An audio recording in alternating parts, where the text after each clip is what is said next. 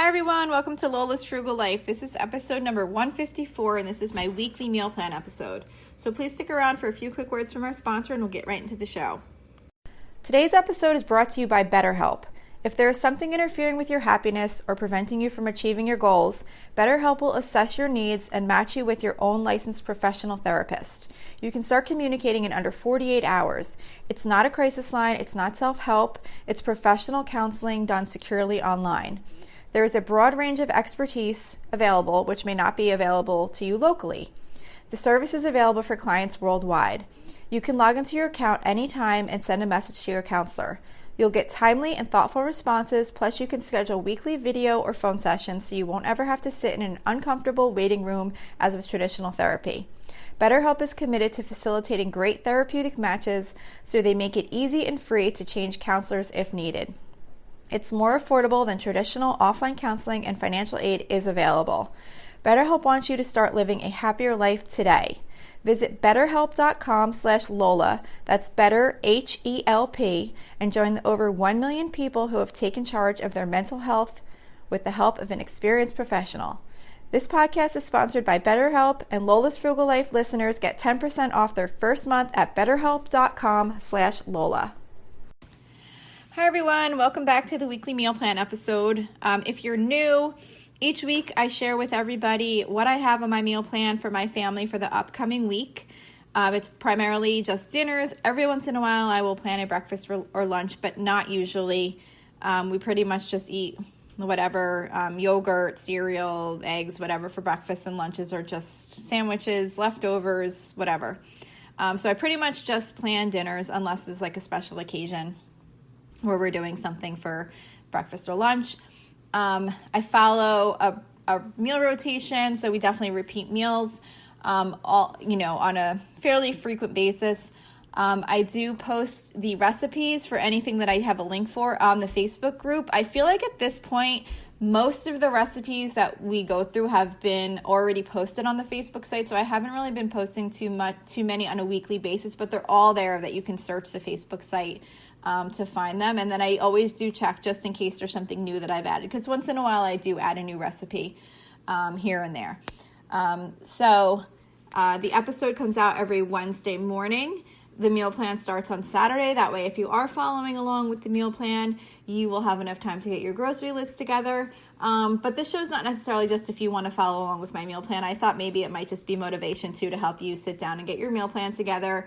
Maybe you'll hear a meal that you haven't made in a while, or it'll give you some ideas of something you'd like to make in planning your meal plan for your family. And the reason I do this too is because I just think meal planning is so important. Even for frugality,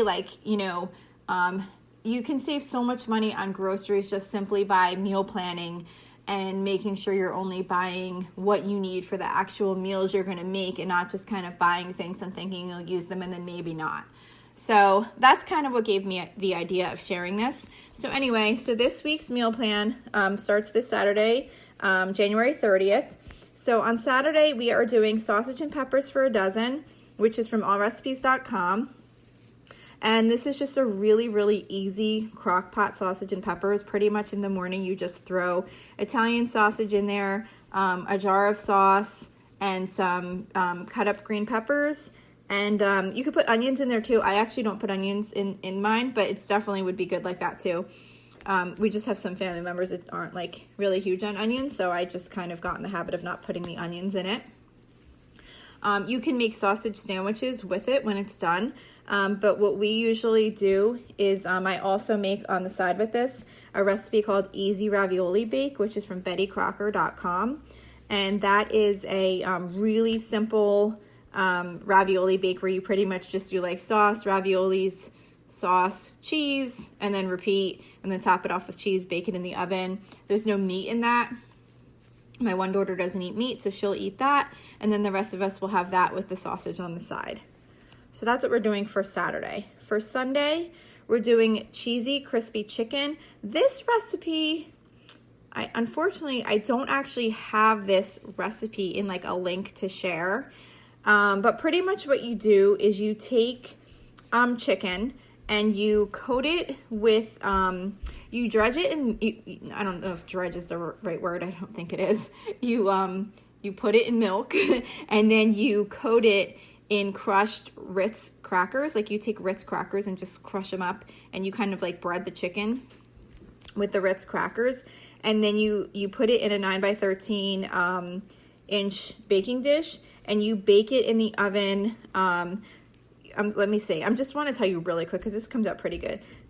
So you bread it with the Ritz crackers, you top it with shredded cheddar cheese, then you cover it with foil and bake it for 35 minutes at 400 degrees. And it comes out really good. I think it tastes really good. But that one I don't have a recipe link for. It's just a recipe I got from somewhere at a point in time. It's not like a link that I can share. And with that, we're going to do a broccoli pasta side dish. That is from tasteofhome.com.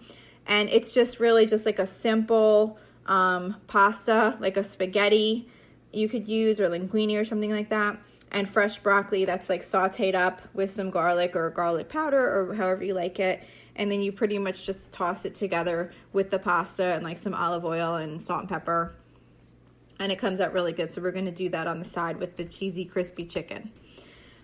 Monday is hamburgers, so we do hamburgers every other Monday. I don't have a recipe for that. I just basically take ground beef and just form it into patties and cook them up. I am also doing oven fresh potato wedges, which is from allrecipes.com. We usually almost always do those with our hamburgers, and it's just a really easy way to make potato wedges in the oven. You cut them up in eighths and you put them in a baggie, toss them around with olive oil and seasonings and Parmesan cheese, and then you bake them in the oven. They come out really good. And then we're just going to do pork and beans on the side with that. And I might pick up a package of those Impossible burgers. Usually I make a black bean veggie burger for my daughter who doesn't eat meat for this night, but she asked for if I could get the Impossible burgers again. I don't really buy them often. I think they're really expensive, and I don't think they're that healthy either. I don't know. I'm not sure. I mean, I'm sure they're fine for once in a while, of course, but I like to get her I like to make her the homemade black bean veggie burgers just because I know there's not a whole lot of extra preservatives and things like that in it. But she does like the Impossible burgers once in a while, so I think I'm going to pick up a package of those, and I'll probably make her that when we have the hamburgers. Tuesday, I think I mentioned last week, we used to do tacos every other Tuesday, and then like a make it home Chipotle night every other alternate Tuesday. But I decided to change that up a little bit, so we're still doing that same theme. But instead of doing the tacos every other Tuesday and the Chipotle, we're doing those each every 4 weeks. And then I also added in 2 other meals to rotate into that Tuesday. So this week we're doing chicken chimichangas with sour cream sauce, which is from allrecipes.com. As I've said before, I don't actually make that sour cream sauce. I'm sure it tastes fine. I'm just sometimes on the lazy side, and I just put out sour cream. So I do the whole thing. I just don't make the sour cream sauce. But the chicken chimichangas is really super easy. I actually use both my Instant Pot and the air fryer to make these. You don't have to do that, of course. But I make the chicken in the Instant Pot, which is like super easy. And then I shred it up, and then I make the chimichangas with it, and I cook them in the air fryer.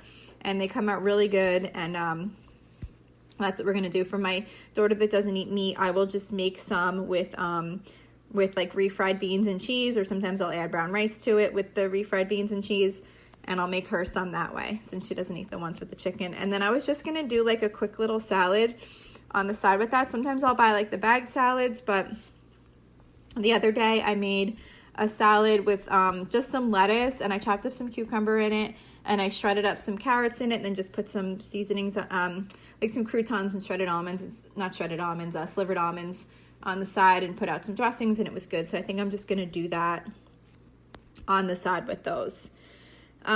Wednesday we are doing fried flounder. I don't have a recipe for that, but I pretty much just buy the frozen flounder from BJ's, and then I just bread it and dip it in egg, breadcrumb, and then just fry it in a frying pan.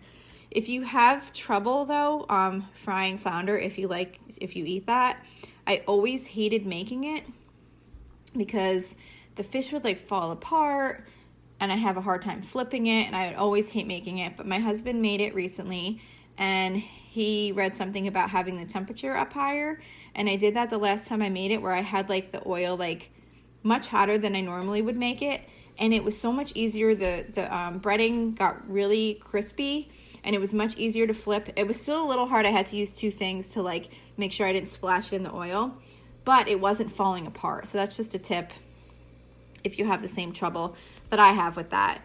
And then on the side with the flounder, we're just going to do like a box of rice, or, you know, like a rice-a-roni type thing, some type of flavored rice or something like that, whatever I happen to have in the cabinet. And then I'm also going to do frozen vegetables, just, again, whatever I happen to have in there. I always usually pick up a couple of like those steam fresh type vegetables, and I'll just pick one and make those on the side.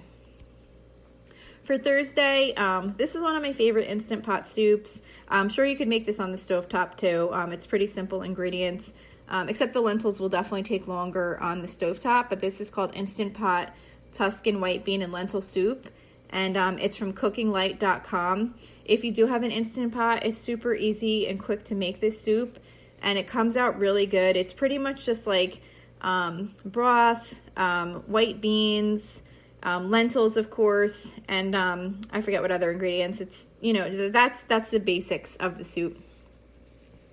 And we make that, and I serve that with grilled cheese. We do soup and grilled cheese a lot on Thursdays. That's kind of like our rotation on Thursdays. We either do like soup and grilled cheese, or we do breakfast for dinner, because I food shop on Thursday, so I try and make it like a really simple meal. So that is Thursday. And then for Friday, we are doing tender Italian baked chicken.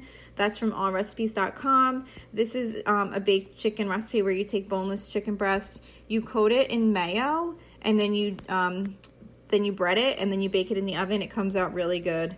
And then I'm doing the 5-ingredient Instant Pot mac and cheese with that. I do that kind of frequently. That's from foodnetwork.com. It's a really simple way to make homemade mac and cheese in the Instant Pot. It's like the easiest thing ever. You literally take like 4 cups of water, 4 cups of noodles. You turn the Instant Pot on for 4 minutes, and then you just add a can of evaporated milk and shredded cheddar cheese, mix it up, and it's done. So we're doing that with the baked chicken, and then I'm just going to do like a bagged salad on the side for that. So that is the meal plan for the week. I hope this is helpful or gave you some motivation in getting your meal plan done. If you'd like to reach me for anything, you can reach me at facebook.com/Lola's Frugal Life. You can send me a message there or post something on the page. We also have a private listeners group where you can submit a request to join, which is facebook.com/groups/Lola's Frugal Life. If you're interested in joining, I do check it usually daily, so you'll get admitted to the group very quickly. Also, if you like this show, don't forget to subscribe. And I would be really, really appreciative of another rating. I haven't gotten one in a while, so please. I keep checking it. Well, at least on iTunes. I don't know. There might be other apps that you might be listening on, and I don't know how to see if I'm getting ratings on there. But I've been checking iTunes, and I haven't gotten a rating in a while. So if you wouldn't mind doing that, it would really make my day to see a new rating pop up on iTunes. It's really easy to do, and you don't even have to write anything. You could just hit the stars. So anyway, that's it for today. Thank you so much for listening. I hope you have a really awesome day.